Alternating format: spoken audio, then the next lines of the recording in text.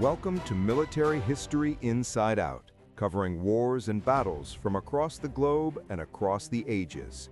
Today's episode is a dramatized performance based on a historic battle. Warning: offensive and violent language used for educational purposes.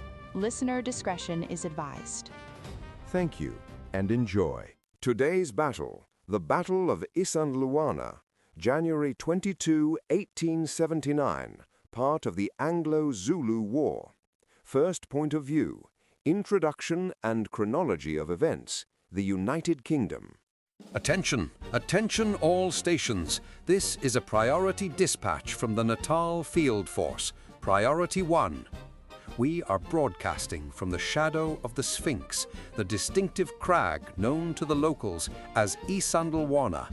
The date is January 22nd, 1879. The situation is precarious, though command maintains a stiff upper lip. Politically, the ultimatum delivered by High Commissioner Freer has expired. King Cetshwayo has not disbanded his army, and consequently, Lord Chelmsford has initiated the invasion of Zululand.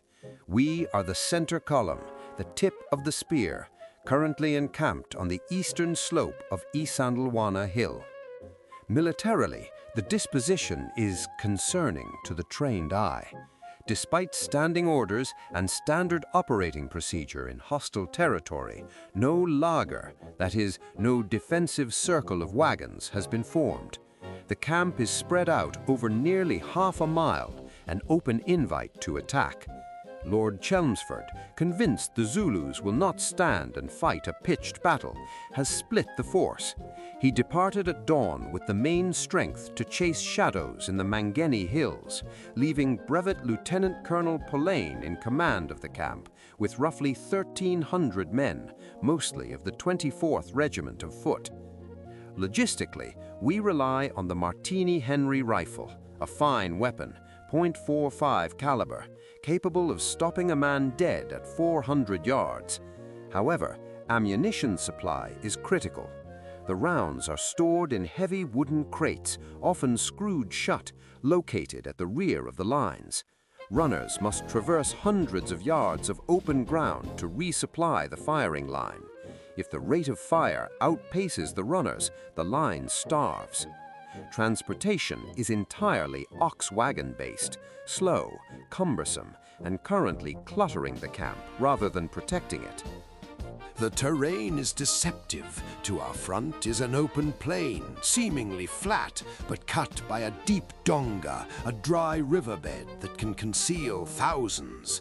To the north lies the Nkutu Plateau, a high ridge that blinds us to any movement from that direction.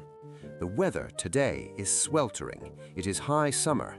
The sun is beating down on the red earth, and a strange heaviness hangs in the air. We are expecting a partial solar eclipse later this afternoon. The sky is clear, but the light has an eerie metallic quality. Visibility is good, perhaps too good. We can see the emptiness of the plains, but we cannot see what lies behind the ridges. The men are confident, perhaps too confident. They believe one volley from the Martini Henrys will scatter any savage force. But out there, in the shimmering heat haze, the silence is deafening. Second point of view, introduction, the Zulu Kingdom. Listen, listen, children of the sky. This is the voice of the wind running across the plains. The red soldiers, the invaders who cover their bodies in cloth, have come to eat our land. But today, the great elephant, King Cetshwayo, has sent his answer. We speak from the high ridges above the place of the little hand, Isandlwana. The date is the 22nd day of the first month in the year the white man calls 1879. The political air is thick with insult. The British demanded we lay down our shields, that we dissolve our amabuto, the beating heart of our nation. They demand the king spit on the graves of his ancestors. We have refused. We have mobilized the main impi. We are the nation of Shaka, and we do not kneel. Our military strength is the chest and the horns. We do not have their roaring guns that kill from afar. We have the iklawa, the short stabbing spear that drinks close. We have the ishlangu, the great cowhide shield. We have numbers, over 20,000 warriors, the flower of the Zulu nation. We run barefoot over thorns and stones faster than their horses can trot. We carry no wagons. Our supplies are the grain we carry and the cattle we drive. We are light, we are swift, we are the earth itself rising up. The enemy is foolish. They have split their force like a man trying to catch two flies with one hand. They sit in the open, confident in their fire sticks. They do not know we are sleeping in the Ngwabeni Valley, just over the ridge, silent as the grave. The terrain is our ally. The Nkutu Plateau hides our numbers. The deep dongas allow us to creep close to the roaring fire without being seen. The grass is tall, hiding the leopard until it strikes. The sky foretells great things. The Inyanga, the doctors say the moon will die today in the sky. An eclipse. It is the day of the dead moon. It is an omen. The sun is hot, burning the necks of the invaders, but for us it is the fire of battle. The spirits are watching. Today the spears will be washed. British timeline of engagement. 4:30. Dawn breaks. Lord Chelmsford rides out with the main column, taking the 2nd Battalion, 24th Regiment and the artillery, effectively halving the camp's defensive strength. He is pursuing reports of a Zulu force to the southeast. The camp stands too, but the mood is relaxed. 8 a.m. Reports filter in from the pickets on the Nkutu Plateau. Zulus have been sighted, not a handful, but significant numbers. They are not attacking, merely observing. The camp remains stood down. Breakfast is served. 10:30. Colonel Durnford arrives from Rorke's Drift with his Basuto horsemen and a rocket battery. He is senior to Pillane, but does not take static command. Restless, he decides to ride out and reconnoiter the heights, believing the Zulus are moving to cut off Chelmsford. This further disperses our limited forces. 11:30. Contact. The Lieutenant Raw and his troop of Basuto scouts chase a small group of Zulu herders over the ridge of the Nkutu Plateau. They stop dead. Below them, sitting in absolute silence in the ravine, is the entire Zulu main army, 20,000 warriors. The hornet's nest is kicked. 12:15. The rocket battery, lagging behind Durnford's horsemen, is caught in the open. They manage to fire only one rocket before they are swarmed. There is hand-to-hand fighting.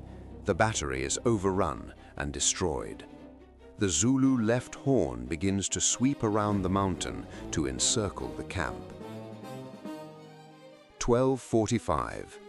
The firing line is established. The companies of the 24th are stretched thin, widely spaced, far from the tents. For a moment, the Martini Henrys hold them back. The discipline is immaculate. Volley fire cuts swathes through the Zulu center. The smoke begins to obscure the field. 13:30. The turning point. Durnford's men, guarding the donga on the right flank, run out of ammunition. They are forced to withdraw. This exposes the right flank of the British infantry line. The Zulu left horn pours into the gap, rolling up the line from the side. 2 p.m. Collapse. The partial solar eclipse begins, darkening the sky to a bruised purple. The retreat to the camp becomes a rout. The fix bayonets order is given, but it is too late. The Zulus are among the tents. It is no longer a battle, it is close quarters slaughter. Formation is broken.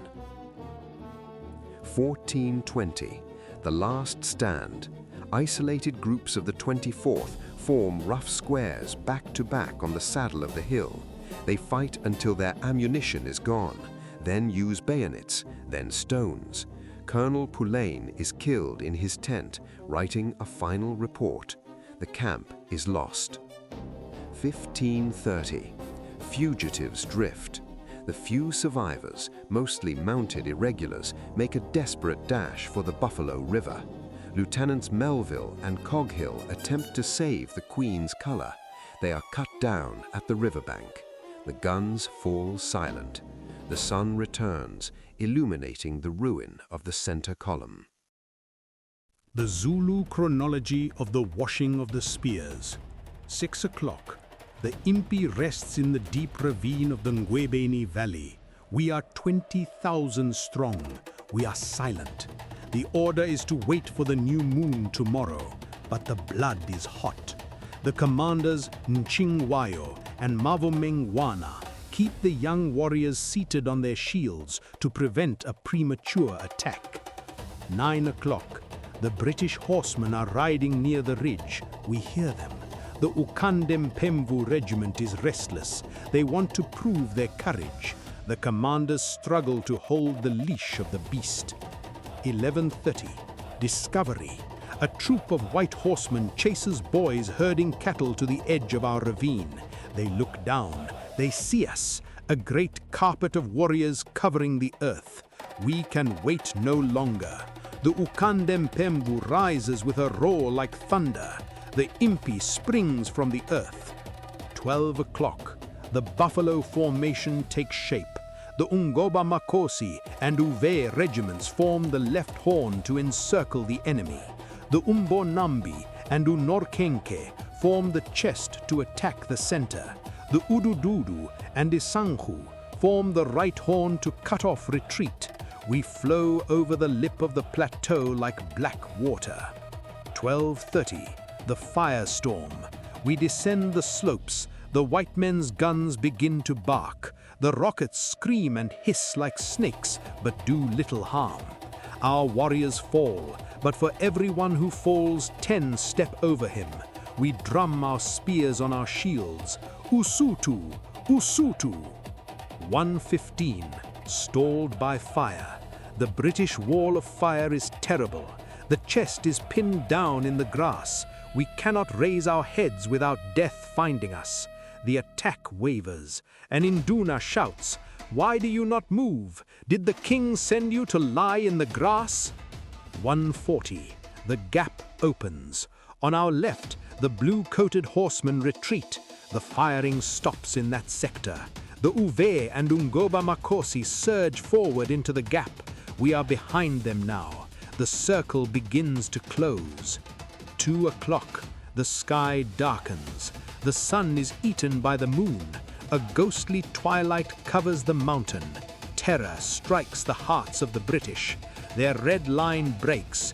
We are among them. The gun becomes a club. The spear becomes the master. It is hand to hand. 2:30. The slaughter.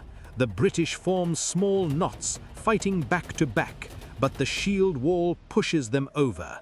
The dust rises so thick we cannot tell friend from foe. The great oxen in the camp bellow in fear. There is no escape. 3:30. Victory. The last gun is silenced. The red soldiers lie still upon the red earth. The right horn chases the few survivors to the river, but the battle is done. We have gutted the belly of the British army. The spears are washed. Additional stories about this battle follow this short intermission. Songs about this battle can be found on the YouTube channel War Scholar. Some songs use historical period-appropriate lyrics, instruments, and singing to teach the details of the battle. There are also modern rock and pop songs that use battle details in their lyrics for the same purpose. to teach history to those who like to learn through music.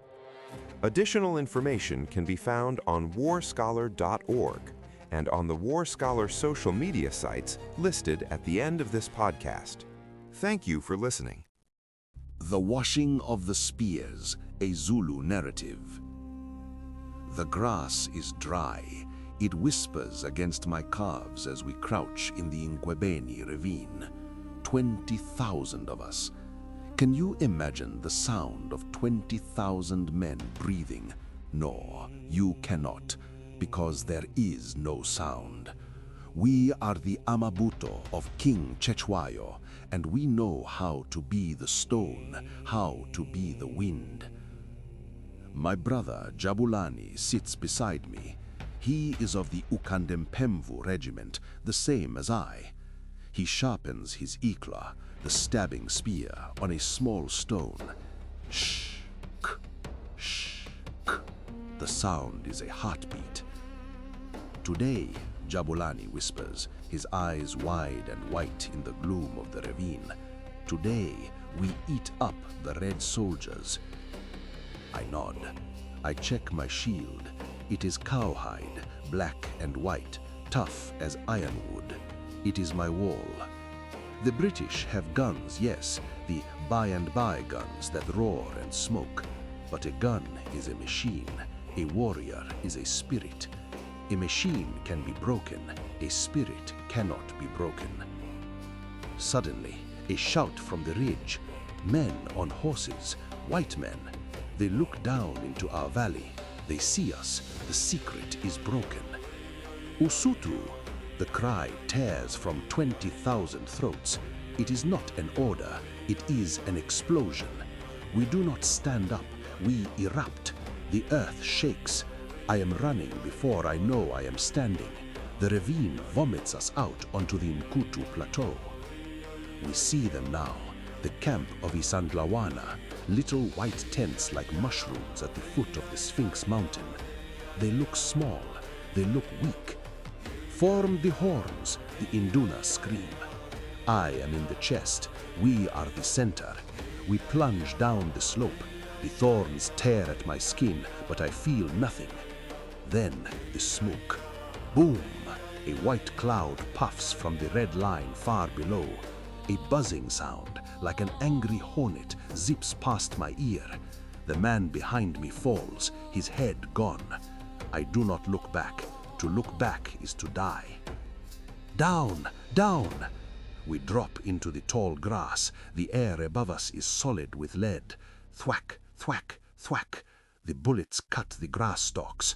We are pinned. The fire is too heavy. The red soldiers shoot fast, too fast. I press my face into the red dirt. I can smell the iron in the soil.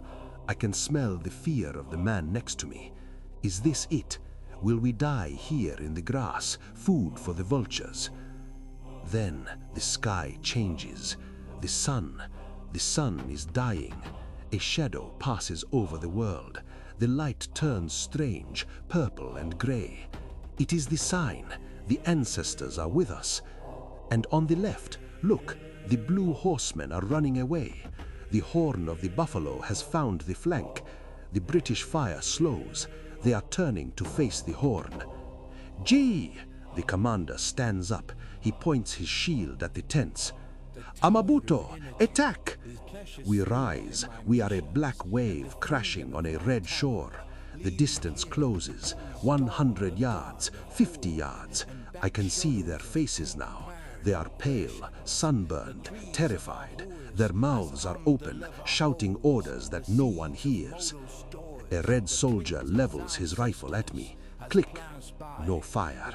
His gun has jammed. He fumbles for a cartridge. Too late, little man. Ngadla, I shout. I have eaten. My shield hooks his bayonet. My ikla thrusts forward, under the ribs, up into the heart. The suction sound as I pull it out. He falls. I step over him. We are among the tents. The discipline of the British is gone. It is chaos, dust and smoke and blood. The oxen are bellowing, stampeding through the lines. The sky is dark with the eclipse and the smoke of powder.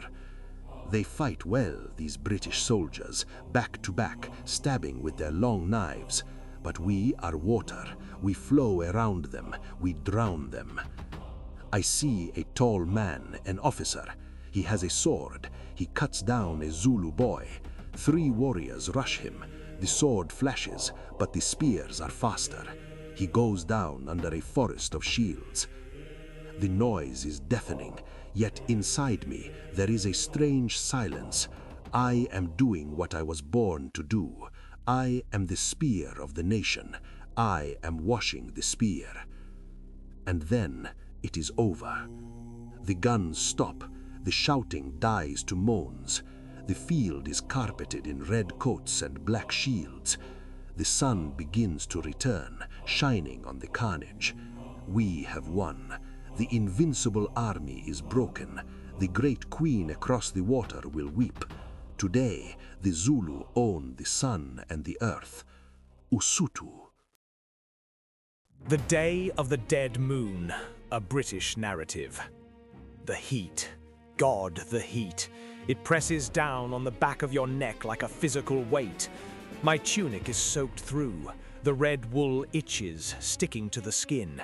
Flies are already buzzing around the latrines, around the cook fires. I'm Private Thomas Williams, B Company, 2nd Battalion, 24th Regiment, and I don't like this. None of us do. "Keep your spacing, lads," Sergeant Miller barks. He walks the line, calm as if he were on parade ground in Brecon, but I see his eyes. He keeps glancing at the ridge, the Nkutu Ridge. We are deployed in a long, thin line, too thin. There are gaps between us you could drive a carriage through, and behind us, no wagons, no trench, no cover, just the open camp and the mountain watching us like a tombstone. "Front rank, enemy sighted." I squint into the glare. At first, it looks like a shadow moving across the hill, like a cloud passing over the sun, but there are no clouds. "Christ almighty," whispers the man next to me, Jenkins. The hill is moving. It's black with them. Thousands. 10,000? More. They look like ants spilling out of a broken nest. A low humming sound reaches us. It's the sound of bare feet on hard earth, a deep thrumming vibration that you feel in your boots before you hear it with your ears. "Present," Miller shouts. Up goes the Martini Henry, 7 pounds of wood and steel, familiar, comforting. I align the sights. A warrior with a white shield. He's running, fast. "Fire!" Crack! The kick against my shoulder, the puff of white smoke. The man with the white shield drops, just like that. "Reload!" Lever down. Eject the brass. Fresh cartridge in, lever up. "Fire!" We drop them in rows. It's easy. It's mechanical. They can't get near us. The wall of lead is impenetrable. We are the British Army. We are invincible. But they keep coming.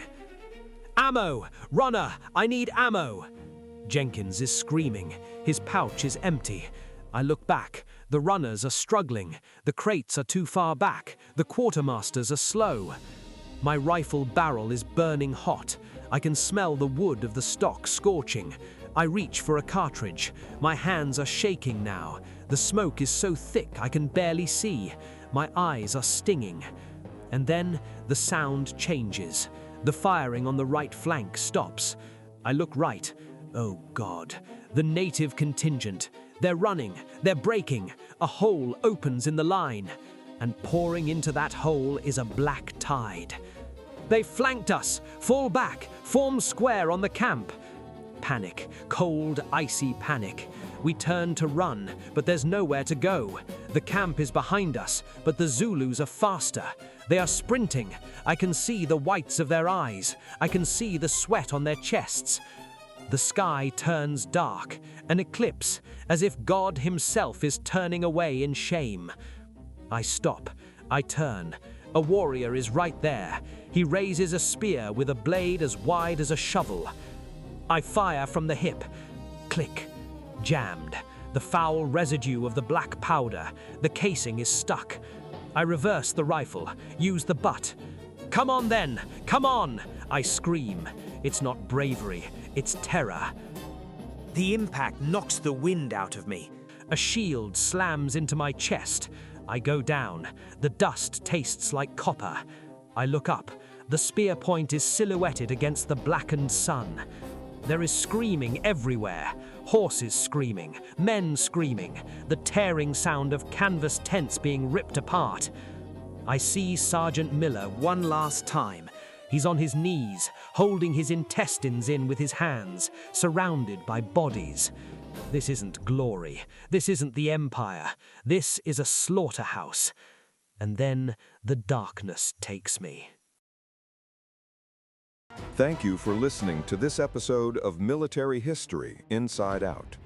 Today's episode has been a dramatized performance based on historical events.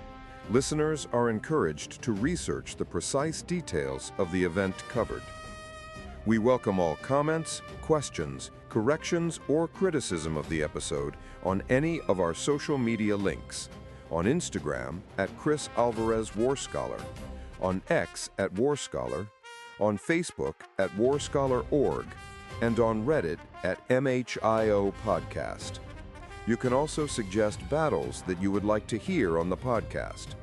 Visit warscholar.org for more social media and Discord community links.